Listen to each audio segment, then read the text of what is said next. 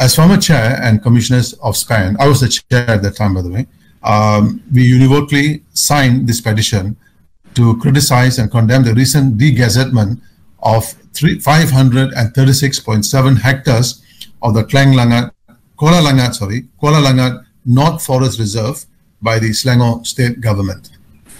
The de-gazettement of a very important and unique peatland and lowland forests, apparently to enable a mixed development project, is totally against national and state level policies. The Kuala Langat North Forest Reserve bridges the divide between the Middle Klang and Langat River basins and plays a role in water storage, ground and surface water supply, and flood mitigation.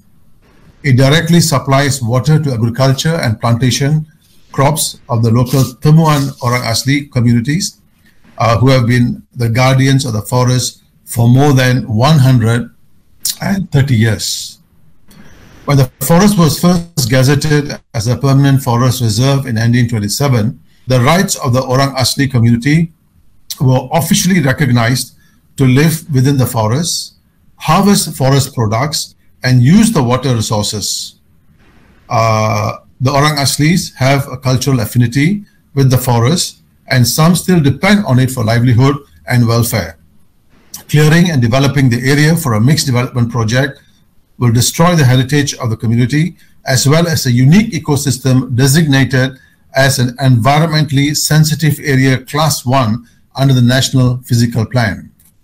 Selangor is already facing many challenges with regards to its water resources, with very limited water supply reserve margin, frequent disruptions due to pollution incidents, and degradation of water sources.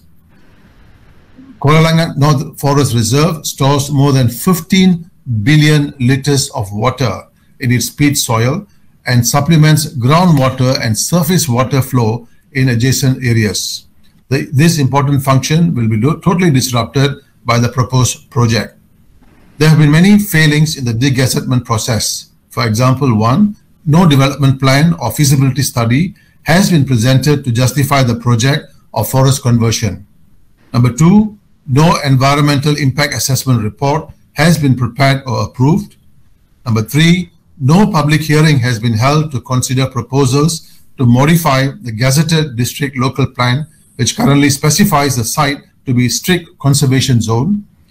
Number 4, the overwhelming rejection of the project through 45,000 written objections submitted to the public inquiry on the development has been ignored. And number 5, the de-gazetted land has recently been allocated to a newly formed company with a Ringgit Malaysia $1 paid-up capital with no relationship with the company or the project originally proposed for the development prior to the start of the de-gazetted process. If I can add a 6, it will be there is no human rights impact assessment as well. There is no human rights impact assessment on the Orang Aslis and how their rights will be violated if the project goes on. I think this too has to be included. A human rights impact assessment as well has to be introduced as well. The motion of the Usul 26 passed unanimously by the call for all forest reserves in Selangor to be protected for their value as water catchments and provisions of multiple benefits. Just as the whole world is looking to build back better after the COVID-19 pandemic, Selangor seems intent on doing the opposite.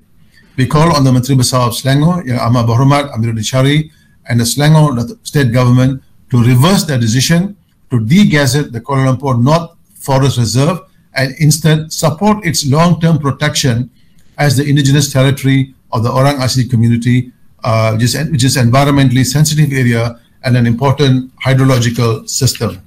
And this is signed, as I said earlier, by myself as a Member of Parliament of Klang and the former chair of SPAN, Encik Abdul Halim Jantan, Encik Sarajun Hoda Abdul Hassan, Encik Faisal Parish, Dato Professor Gudial Singh Nijar, Dato Lim Chow Hock, and YB Stephen Chong, who's the MP for Tebrau.